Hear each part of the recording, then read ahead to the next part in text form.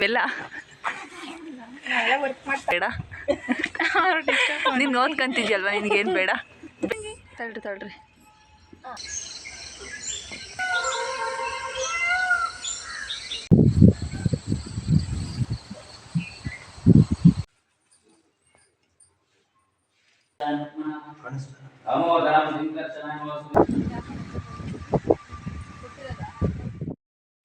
Hi friends, ನಮಸ್ತೆ ಎಲ್ರಿಗೂ. ಎಲ್ಲರೂ ಹೇಗಿದ್ದೀರಾ? ಐ ಹೋಪ್ ಎಲ್ಲರೂ ಚೆನ್ನಾಗಿದ್ದೀರಾ ಅಂತೇಳಿ ಭಾವಿಸ್ತೇನೆ. ವೆಲ್ಕಮ್ ಬ್ಯಾಕ್ ಟು ಪಾವನ ಆರ್ ವಿಜಯ್ ಕನ್ನಡ ವ್ಲಾಗ್ಸ್. ಇವತ್ತು ನನಗೆ ಲಾಸ್ಟ್ ಎಕ್ಸಾಮ್ ಇತ್ತು. ಲಾಸ್ಟ್ ಎಕ್ಸಾಮ್ ಇರೋ ಕಾರಣ ನಾನು ಕಾಲೇಜ್ ಹತ್ರ ಹೋಗಿ ಎಕ್ಸಾಮ್ ಅಟೆಂಡ್ ಮಾಡೋದಕ್ಕೆ ಅಂತೇಳಿ ಹೋಗ್ತಾ ಇದ್ದೇನೆ. ನಾನು ತುಮಕೂರಿಂದ ಕಾಲೇಜ್ ಹತ್ರಕ್ಕೆ ಬಸ್ಸಲ್ಲಿ ಹೋದೆ. ಬಸ್ಸಿಂದ ಇಳಿದು ಈಗ ಸ್ವಲ್ಪ ದೂರ ನಡ್ಕೊಂಡು ಹೋಗಬೇಕು ಕಾಲೇಜ್ ಹತ್ರ.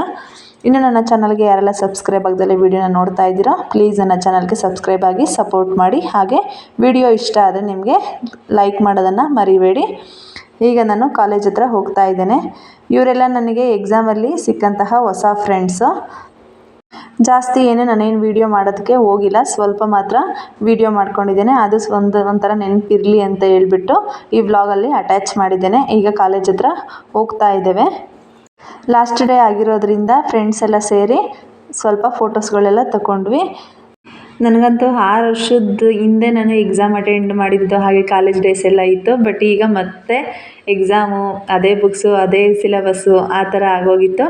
ಇನ್ನೇನು ಲಾಸ್ಟ್ ಡೇ ಅಲ್ವಾ ಎಕ್ಸಾಮು, ಹಾಗಾಗಿ ಅದೊಂದು ಸಬ್ಜೆಕ್ಟ್ ಬರೆದುಬಿಟ್ಟು ಹೋಗೋಣ ಅಂತೇಳಿ ಕಾಲೇಜ್ ಹತ್ರ ಬಂದೆ. ಹಾಗೆ ಕೆಲವೊಂದಿಷ್ಟು ಫೋಟೋಗಳನ್ನ ತಗೊಳ್ಳೋಣ ಅಂತೇಳಿ ತಗೊಳ್ತಾ ಇದ್ದೇನೆ. ಹಾಗೆ ಸ್ವಲ್ಪ ಸೀಬೆಹಣ್ಣಿತ್ತು, ಎಲ್ಲರೂ ಸೀಬೆಹಣ್ಣನ್ನು ಶೇರ್ ಮಾಡಿಕೊಂಡು ಸೀಬೆಹಣ್ಣನ್ನು ತಿಂತಾ ಇದ್ದೇವೆ. ಇವತ್ತು ಲಾಸ್ಟ್ ಡೇ ಎಕ್ಸಾಮ್ ಇರೋದ್ರಿಂದ ಒಂಥರ ಎಲ್ಲರಿಗೂ ಖುಷಿ, ಇದೊಂದು ಸಬ್ಜೆಕ್ಟ್ ಬರೆದ್ರೆ ಇನ್ನಿರೋದಿಲ್ಲ ಅಂತ ಹೇಳಿ. ಹಾಗೆ ಇಲ್ಲಿ ನೋಡಿ, ಇಲ್ಲೊಬ್ಳು ಎಷ್ಟು ಡಿಸೆಂಟಾಗಿ ಓದ್ಕೊತಾ ಇದ್ದಾಳೆ. ನಾವೆಲ್ಲ ಇಷ್ಟು ಕಾಮಿಡಿಯಾಗಿ ಮಾತಾಡ್ಕೊಂಡು ಇದು ಮಾಡ್ತಾಯಿದ್ರು, ಅವಳಂತೂ ಬುಕ್ ತೊಗೊಂಡು ಸೈಡಿಗೆ ಕೂತ್ಕೊಂಡು ಓದ್ಕೊತಾ ಇದ್ಲು. ಎಕ್ಸಾಮ್ ಮುಗಿಸ್ಕೊಂಡು ನಾನು ಮನೆಗೆ ಬಂದೆ. ಇದು next day vlog. Hi friends, ಎಲ್ರಿಗೂ ಗುಡ್ ಮಾರ್ನಿಂಗ್. ನಾನು ಮಾರ್ನಿಂಗಿಂದ ವ್ಲಾಗ್ನ ಸ್ಟಾರ್ಟ್ ಮಾಡ್ತಾ ಇದ್ದೇನೆ. ಮಾರ್ನಿಂಗು ನಮ್ಮ ತೋಟದ ಹತ್ರ ಬಂದಿದ್ದೇನೆ. ಇಷ್ಟು ಬೇಗ ತೋಟದ ಹತ್ರ ಏನಕ್ಕೆ ಹೋಗಿದ್ದೆ ಅಂತೇಳಿ ಅಂದ್ಕೊತಾ ಇದ್ದೀರಾ? ನಾವು ಒಂದು ದೇವಸ್ಥಾನಕ್ಕೆ ಹೋಗೋಣ ಅಂತ ಅಂದ್ಕೊಂಡಿದ್ವಿ. ಅಲ್ಲಿಗೆ ಹೂಗಳೆಲ್ಲ ಬೇಕಲ್ವ, ಹಾಗಾಗಿ ಹೂಗಳನ್ನೆಲ್ಲ ಬಿಡಿಸ್ಕೊಳ್ಳೋಣ ಅಂತೇಳಿ ಬಂದಿದ್ದೇನೆ. ಇದು ಪಾರಿಜಾತ ಹೂ ಏನು ಬಿಡಿಸ್ಕೊಳ್ಳೋದಿಲ್ಲ, ಬೇರೆ ಹೂ ಇದೆ. ನಾನು ಏನಾದರೂ ಲೇಟಾಗಿ ಬಂದೆ ಅಂತಂದರೆ ಇಲ್ಲಿ ಸ್ವಲ್ಪ ಜಾತ್ರೆ ಸೀಸನ್ ಇದೆ, ಹಾಗಾಗಿ ಹೂಗಳನ್ನೇನು ಇರಿಸೋದಿಲ್ಲ, ಎಲ್ಲ ಬಿಡಿಸ್ಕೊಂಡ್ಬಿಡ್ತಾರೆ. ಹಾಗಾಗಿ ನಾನು ಸ್ವಲ್ಪ ಬೇಗ ಬಂದು ಹೂಗಳನ್ನೆಲ್ಲ ಬಿಡಿಸ್ಕೊತಾ ಇದ್ದೇನೆ. ವಸಿಷ್ಠ ಇನ್ನೂ ಮನೇಲಿ ಮಲಗಿದ್ದ. ನನ್ನ ತಮ್ಮ ಬೆಳಗ್ಗೆನೇ ಹಾಲು ಕರೆದುಕೊಳ್ಳೋದಕ್ಕೆ ಅಂತೇಳಿ ತೋಟದ ಹತ್ರ ಬಂದ. ಅವನ ಜೊತೆ ನಾನು ಕೂಡ ಬಂದು ಹೂಗಳನ್ನೆಲ್ಲ ಬಿಡಿಸ್ಕೊತಾ ಇದ್ದೇನೆ.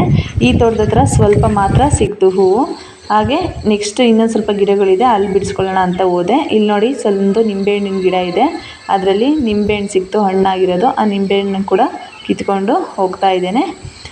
ನಾನು ಲಾಸ್ಟ್ ಟೈಮು ನಿಮಗೆ ಲಾಸ್ಟ್ ವ್ಲಾಗಲ್ಲಿ ಒಂದು ಹೂವಿನ ಗಿಡ ಹಾಕಿದ್ದೆ ಅಂತ ಹೇಳಿದ್ನಲ್ಲ, ನೋಡಿ ಆ ಹೂವಿನ ಗಿಡ ರೋಸ್ ಬಿಟ್ಟಿದೆ. ನನಗೆ ಈ ಗಿಡನ ತಗೊಂಡಾಗ ಅದೇನು ಹೂ ಬಿಟ್ಟಿರಲಿಲ್ಲ, ಯಾವ ಕಲರು ಅಂತ ಕೂಡ ಏನೂ ಗೊತ್ತಿರಲಿಲ್ಲ. ಸುಮ್ಮನೆ ತಂದು ಹಾಕಿದ್ದೆ, ಆದರೆ ನೋಡಿ ಈ ಕಲರು ಬಿಟ್ಟಿದೆ ಇವತ್ತು ಹೂವು. ನನಗೇನು ಅಷ್ಟೊಂದೇನು ಇಷ್ಟ ಆಗಲಿಲ್ಲ ಯಾಕೋ ಈ ಕಲರ್ ಆಲ್ರೆಡಿ ಇದೇ ಒಂದು ರೋಸಿನ ಗಿಡ. ನಾನು ಯಾವ್ದಾದ್ರು ಬೇರೆ ಕಲರ್ ಇರುತ್ತೆ ಅಂತ ಅಂದ್ಕೊಂಡೆ, ಬಟ್ ಈ ಕಲರ್ ಆಗಿದೆ ನೋಡಿರಿ. ಈಗ ಕನಗುಲುವನ್ನೆಲ್ಲ ಬಿಡಿಸ್ಕೋಬೇಕು, ಎಲ್ಲ ಚೆನ್ನಾಗಿ ಹರಡಿದೆ, ಇನ್ನೂ ಯಾರೂ ಕಿತ್ಕೊಂಡಿರಲಿಲ್ಲ. ಈಗ ನಾನೆಲ್ಲ ಹೂಗಳನ್ನೆಲ್ಲ ಬಿಡಿಸ್ಕೋಬೇಕು, ದೇವಸ್ಥಾನಕ್ಕೆ ಹೋಗ್ತೀವಲ್ವ, ಹಾಗಾಗಿ ಹೂಗಳನ್ನೆಲ್ಲ ಬಿಡಿಸ್ಕೊತೇನೆ.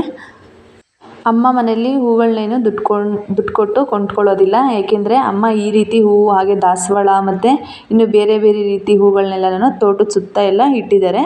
ಅವೆಲ್ಲ ಈಗ ಎಲ್ಲ ಹೂಗಳೆಲ್ಲ ಬಿಡ್ತಾ ಇದೆ, ಹಾಗಾಗಿ ಅವರೇನು ದುಡ್ಡು ಕೊಟ್ಟು ಕೊಂಡ್ಕೊಳ್ಳೋದಿಲ್ಲ. ಪೂಜೆ ಅಥವಾ ಎಲ್ಲ ದೇವಸ್ಥಾನಕ್ಕೆ ಹೋಗ್ತೀವಿ ಅಂತಂದರೆ ನಮ್ಮ ತೋಟದಲ್ಲೇ ಇರೋವಂಥ ಹೂಗಳನ್ನೆಲ್ಲ ಬಿಡಿಸಿ ಕಟ್ಕೊಂಡು ತಗೊಂಡೋಗ್ತಾರೆ. ನೋಡಿ, ಕಲರ್ ಹೂಗಳನ್ನೆಲ್ಲ ಹಾಕ್ಕೊಂಡಿದ್ದಾರೆ. ಡಾರ್ಕ್ ಪಿಂಕು, ಹಾಗೆ ಈ ರೀತಿ ವೈಟು ಎಲ್ಲ ಇದೆ. ಈ ಹೂವನ್ನ ಜಾಸ್ತಿ ಆರತಿ ಮಾಡ್ತಾರಲ್ಲ, ಅದಕ್ಕೆ ಜಾಸ್ತಿ ಯೂಸ್ ಮಾಡ್ತಾರೆ.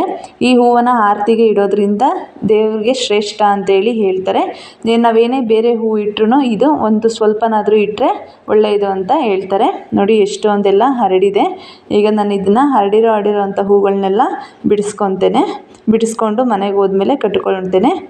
ಫ್ರೆಂಡ್ಸ್ ನೋಡಿ ಬಿಡಿಸ್ಕೊಂಡಿರೋದೆಲ್ಲ ಆಗಿದೆ. ನಾನು ಇಷ್ಟು ಹೂವನ್ನ ಬಿಡಿಸ್ಕೊಂಡಿದ್ದೇನೆ. ಬಿಡಿಸೋದಂತೂ ಜಾಸ್ತಿ ಟೈಮ್ ಹಿಡಿಸ್ತು. ಇನ್ನೇನು ಮಾಡೋದು ಅಂತೇಳಿ ಬಿಡಿಸ್ಕೊಂಡೆ. ಹಾಗೆ ಮನೆಗೆ ಬಂದು ಹೂಗಳನ್ನೆಲ್ಲ ಕಟ್ಟಿ ಪೂಜೆ ಕೂಡ ಮಾಡಿದೆ.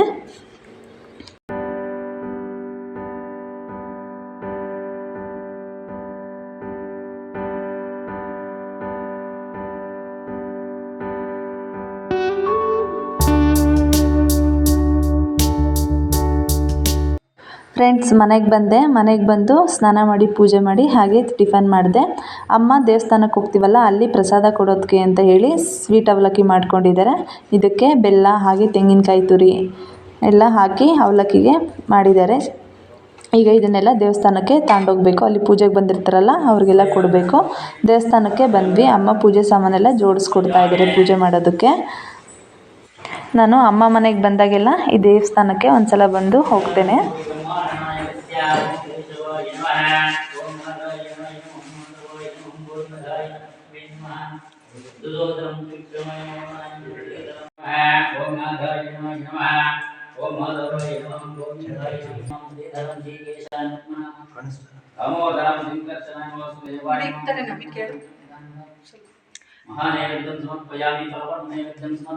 ಇದು ಪ್ರಸಾದ ಮಾಡ್ಕೊಂಡು ಬಂದಿದ್ದೀವಿ, ಇಟ್ಕೊಂತೀರಾ? ಅದೇ ಪ್ರಸಾದ ಮಾಡ್ಕೊಂಡು ಬಂದಿದ್ದೀವಿ. ಹಾಂ,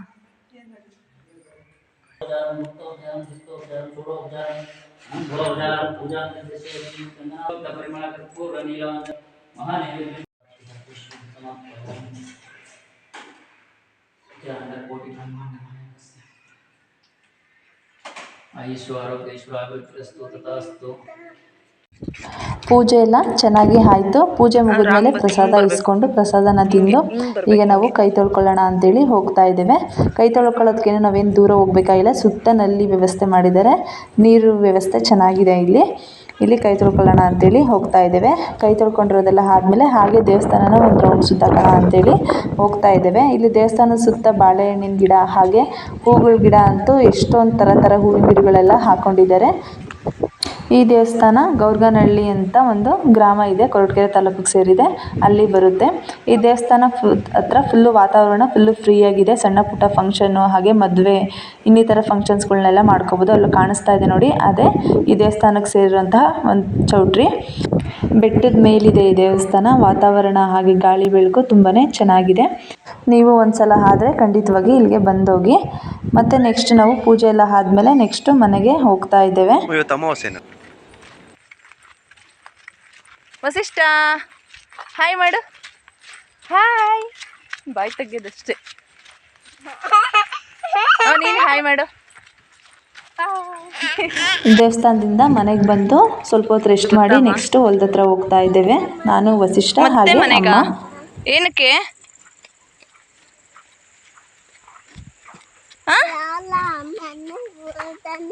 ಲಾಲ ಮನೆ.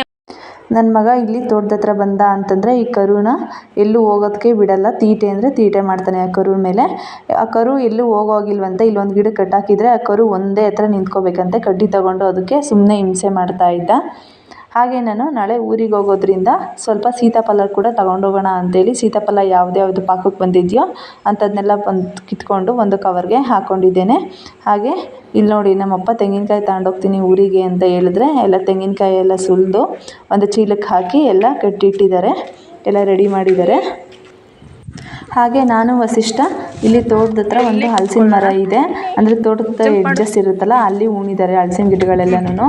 ಅಲ್ಲಿ ಯಾವುದಾದ್ರೂ ಹಲಸಿನಕಾಯಿ ಪಾಕಕ್ಕೆ ಬಂದಿದೆಯಾ, ನಾಳೆ ಕಿತ್ಕೊಂಡೋಗೋಣ ಊರಿಗೆ ಅಂತೇಳಿ ನೋಡ್ಕೊಬರೋಣ ಅಂತೇಳಿ ಹೋಗ್ತಾ ಇದ್ದೇವೆ.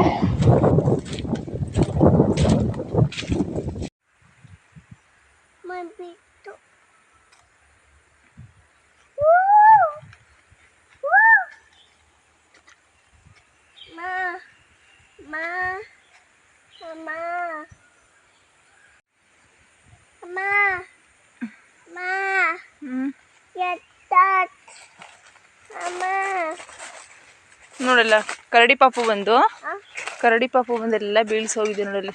ಜಾಕ್ ಫ್ರೂಟ್ ಎಲ್ಲ ನೋಡಿರಿ, ಜಾಕ್ ಫ್ರೂಟ್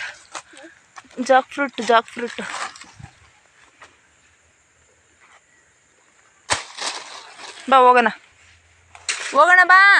ಅದು ಕಡ್ಡಿ ಇಲ್ಲಿ ಉದುರಿಸಿದ್ರು ಬರುತ್ತಾ ವಸಿಷ್ಠ? ಹಾಂ ಬೇಡ ಬಾ, ಹೋಗೋಣ ಬಾ, ನಾನು ಹೋಗ್ತೀನಿ ಬಾ. ಬಾ ಬೇಗ ಬಾ ಹತ್ತು ಮೇಲೆ ಬೇ. ಹಲಸಿನಕಾಯಿನ ನೋಡ್ಕೊಂಡು ಬಂದು ಒಂದೇ ಒಂದು ಇತ್ತು ದೊಡ್ಡದು, ಅದು ಪಾಕಕ್ಕೆಲ್ಲ ಬಂದಿತ್ತು. ಹಾಗೆ ಎರಳಿಕಾಯಿ ಬೇಕಿತ್ತು, ಎರಳಿಕಾಯಿ ಕೂಡ ಕೀಳಿಸ್ಕೊಂಡೆ ನಮ್ಮಪ್ಪ ಹತ್ರ.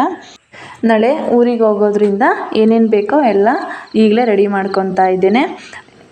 ಹಾಗೆ ಸ್ವಲ್ಪ ನುಗ್ಗೆ ಸೊಪ್ಪು ತೊಗೊಂಡೋಗೋಣ ಅಂತೇಳಿ ಅಂದ್ಕೊಂಡಿದ್ದೆ. ಈಗ ನುಗ್ಗೆ ಸೊಪ್ಪು ಕೂಡ ಚೆನ್ನಾಗಿ ಫ್ರೆಶ್ಶಾಗಿ ಚೆನ್ನಾಗಿತ್ತು, ಎಳೆ ಸೊಪ್ಪಿತ್ತು, ಏನು ಸೀಡೆ ಆ ಥರ ಏನೂ ಇರಲಿಲ್ಲ. ಹಾಗಾಗಿ ಸ್ವಲ್ಪ ನುಗ್ಗೆ ಸೊಪ್ಪು ಕೂಡ ತೊಗೊಂಡೋಗೋಣ ಅಂತೇಳಿ ನುಗ್ಗೆ ಸೊಪ್ಪನ್ನ ಕಿತ್ಕೊತಾ ಇದ್ದೇನೆ. ಇಲ್ಲಿ ಮಾರ್ಕೆಟಲ್ಲೂ ಈಸಿಯಾಗಿ ನುಗ್ಗೆ ಸೊಪ್ಪು ಸಿಗುತ್ತೆ, ಬಟ್ ಇಷ್ಟು ಎಳೆದು ಇರೋದಿಲ್ಲ, ಮತ್ತು ಸ್ವಲ್ಪ ಸ್ವಲ್ಪ ಸೀಡೆ ಇರುತ್ತೆ ಮಾರ್ಕೆಟಲ್ಲಿ ಸಿಗೋದು ಸೊಪ್ಪು. ನನಗೇನು ಅಷ್ಟೊಂದು ಇಷ್ಟ ಆಗೋಲ್ಲ, ಹಾಗಾಗಿ ನಾನು ಮಾರ್ಕೆಟ್ಗಳಲ್ಲೇನು ತೊಗೊಳೋದಕ್ಕೆ ಹೋಗೋದಿಲ್ಲ ನುಗ್ಗೆ ಸೊಪ್ಪು. ಯಾವಾಗಾದರೂ ಈ ರೀತಿ ಊರಿಗೆ ಬಂದಾಗ ಇಲ್ಲಿಂದನೇ ಸ್ವಲ್ಪ ಕಿತ್ಕೊಂಡೋಗಿ ಅಲ್ಲಿ ಸಾಂಬಾರು ಮಾಡ್ಕೊತೇನೆ.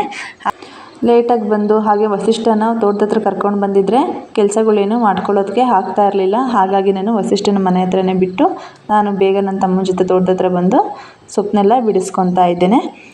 ಕೆಲವರು ನುಗ್ಗೆ ಸೊಪ್ಪು ಹೀಟು ಅಂತೇಳಿ ತಿನ್ನೋದಿಲ್ಲ, ಆದರೆ ಸಾಂಬಾರು ಮಾಡ್ತೀವಲ್ಲ, ಆ ಸಾಂಬಾರನ್ನ ನಾವು ಊಟ ಮಾಡಬೇಕಾದ್ರೆ ಸ್ವಲ್ಪ ನಿಂಬೆಹಣ್ಣು ಹಾಕ್ಕೊಂಡ್ರೆ ಏನು ಅಷ್ಟೊಂದು ಹೀಟ್ ಆಗೋದಿಲ್ಲ.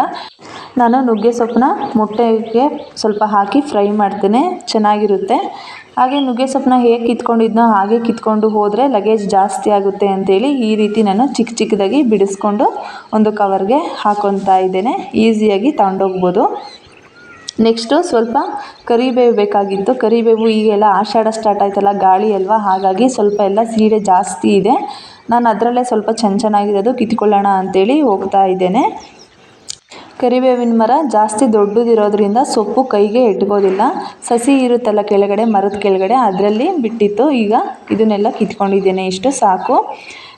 ಇದೆಲ್ಲ ಆದಮೇಲೆ ನೆಕ್ಸ್ಟ್ ನಾನು ಅಮ್ಮ ಮನೆಯಲ್ಲಿ ಒಬ್ಬಟ್ಟೂಟ ಮಾಡ್ತಾಯಿದ್ರು, ಹಾಗಾಗಿ ಬಾಳೆ ಎಲೆಯಲ್ಲಿ ಒಬ್ಬಟ್ಟೂಟ ಮಾಡಿದ್ರೆ ಚೆನ್ನಾಗಿರುತ್ತೆ ಅಂತ ಹೇಳಿ ಬಾಳೆ ಎಲೆನ ಕಟ್ ಮಾಡ್ಕೊಳ್ಳೋಕ್ಕೆ ತೋಟಕ್ಕೆ ಬಂದಿದ್ದೇನೆ. ಬಾಳೆ ಎಲೆಗಳನ್ನೆಲ್ಲ ಕಟ್ ಮಾಡ್ಕೊತಾ ಇದ್ದೇನೆ. ನೋಡಿ ಈ ಸೈಜಲ್ಲಿ ಕಟ್ ಮಾಡ್ಕೊಂಡಿದ್ದೇನೆ, ಸಾಕು. ಒಂದು 5ರಿಂದ 6 ಬಾಳೆ ಎಲೆಗಳನ್ನ ಕಟ್ ಮಾಡ್ಕೊಂಡಿದ್ದೇನೆ. ನಮ್ಮ ಮನೇಲಿ ಜಾಸ್ತಿ ಜನ ಏನಿಲ್ವಲ್ಲ, ಹಾಗಾಗಿ 5ರಿಂದ 6 ಆದರೆ ಸಾಕು ಅಂತೇಳಿ ಕಟ್ ಮಾಡಿ ತಗೊಂಡು ಹೋಗ್ತಾ ಇದ್ದೇನೆ. ಇಲ್ಲಿ ಕಾಣಿಸ್ತಾ ಇರೋದು ರಾಮಫಲ ಅಂತೇಳಿ ಗಿಡ, ಅಂದರೆ ಸೀತಾಫಲ, ರಾಮಫಲ, ಲಕ್ಷ್ಮಣ ಫಲ ಅಂತ ಬರುತ್ತಲ್ಲ, ಅದರಲ್ಲಿ ರಾಮಫಲ ಅಂತ ಹೇಳಿ. ಲಾಸ್ಟ್ ಟೈಮು ಸುಮ್ಮನೆ ಹೂವು ಹಾಕಿ ಉದುರೋಗಿತ್ತು, ಬಟ್ ಈ ಸಲ ಜಾಸ್ತಿ ಹೂಗಳೆಲ್ಲ ಹಾಕಿದೆ. ಹಾಗೆ ಸಣ್ಣ ಸಣ್ಣದ ಪೀಚೆಲ್ಲ ಹಾಕಿದೆ. ಅಂದರೆ ಸೀತಾಫಲ ಥರನೇ ಇರುತ್ತೆ, ಸೈಜ್ ಮಾತ್ರ ದಪ್ಪ ಇರುತ್ತೆ, ಬಟ್ ಇನ್ನೂ ಜಾಸ್ತಿ ಕಂಡ ಇರುತ್ತೆ. ನೋಡಿ ಎಲ್ಲ ಪೀಚೆಲ್ಲ ಹಾಕಿದೆ.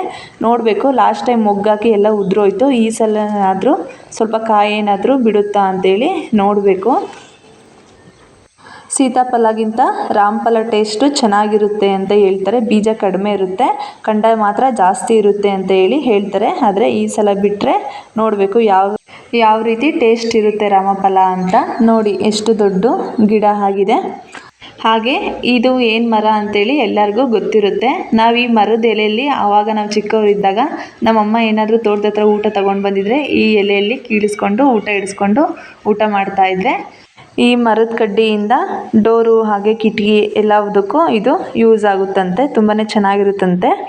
ಹಾಗೆ ಹಲಸಿನಕಾಯಿ ಇತ್ತು ಅಂತ ಹೇಳಿದ್ನಲ್ಲ, ಹಲಸಿನಕಾಯಿ ಕೀಳಿಸ್ಕೋಬೇಕು ಅಂತ ಹೇಳಿದ್ನಲ್ಲ, ಈಗ ನಮ್ಮ ಚಿಕ್ಕಪ್ಪ ಮತ್ತು ನಮ್ಮಪ್ಪ ಕೀಳ್ತಾ ಇದ್ದಾರೆ. ಹಲಸಿನಕಾಯಿ ಸ್ವಲ್ಪ ಜಾಸ್ತಿ ಮೇಲೆ ಇರೋದ್ರಿಂದ ದೋಟಿ ಕಡ್ಡಿ ತೊಗೊಂಡು ಕೀಳ್ತಾ ಇದ್ದಾರೆ.